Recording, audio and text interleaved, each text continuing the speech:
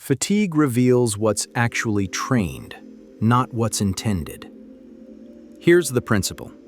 When your child makes mistakes late in competition, when they're exhausted, that's usually not lack of effort or mental weakness. It's revealing what they've actually trained versus what they've only practiced when fresh. But many parents interpret fatigued performance as lack of heart, lack of focus, or not trying hard enough. That misinterpretation creates unnecessary pressure and misses the real issue. Let me explain what's actually happening. Skills practiced primarily when fresh become unreliable when fatigued. The body and brain can execute well in comfortable conditions, but revert to sloppy patterns under stress of exhaustion. This isn't character failure, it's training gap. The solution isn't yelling at them to try harder when tired. It's ensuring their training includes practicing technique and focus specifically under fatigued conditions. Question: when your child makes mistakes late in competition, what's your usual interpretation?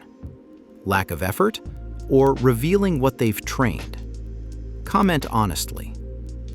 Research on skill acquisition shows that motor patterns practiced under varied conditions, including fatigue, become more robust and transferable than patterns practiced only in optimal conditions. If they only practice when fresh, they only train fresh state performance. Your child is learning about training attention under fatigue in their athlete videos. Your role is understanding this principle so you don't misinterpret fatigued performance as character weakness. Here's what you need to understand. Fatigue affects everyone. Even elite athletes' technique degrades when exhausted. The difference is they've trained their degradation point to be higher. It's not always mental. Physical fatigue creates actual neurological changes that affect skill execution, not just mental toughness. Training matters. Athletes who practice under fatigued conditions perform better when fatigued in competition. Recovery matters. Sometimes persistent fatigue errors indicate overtraining or insufficient recovery, not lack of heart. What undermines development? Interpreting fatigue mistakes as character flaws. You just gave up. You weren't trying. This adds shame to exhaustion. Comparing fresh performance to fatigued performance. You did that perfectly in practice. Yes, when they were fresh. Only measuring effort at beginning of competition. They might have given maximum effort early and are now paying the physical price.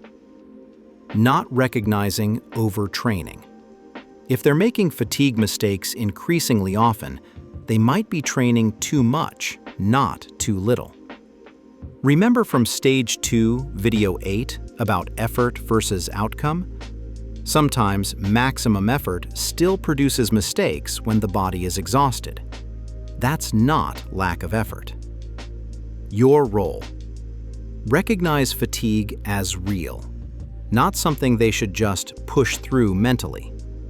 Ask better questions. Were you exhausted in the final minutes? Not, why did you stop trying? Support appropriate training. If they're making consistent fatigue mistakes, they need to train specifically for those conditions.